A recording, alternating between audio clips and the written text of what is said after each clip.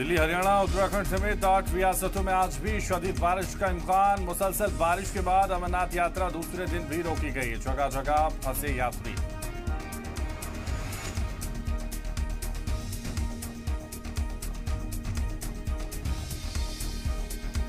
मगरिबी बंगाल में पंचायत चुनाव पर बीएसएफ का बड़ा इंकशाफ। स्टेट इलेक्शन कमीशन ने नहीं दी सही जानकारी। हसास बूथों की लिस्ट नहीं सौंपी।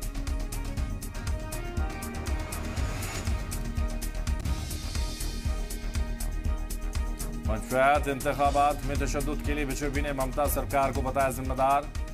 शुभेंदु अधिकारी ने सीबीआई जांच की मांग। कहा ये चुनाव नहीं, मौत का मेला।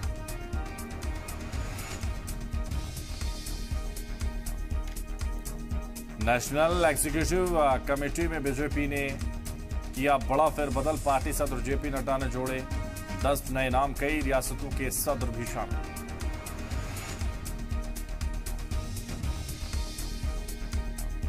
पुतिन और जिनपिंग की मुलाकात के बाद भड़का अमेरिका। जो बाइडेन ने पश्चिम के निवेश पर जिनपिंग को दी चेतावनी। बाद में बयान को बताया अपना आकलन।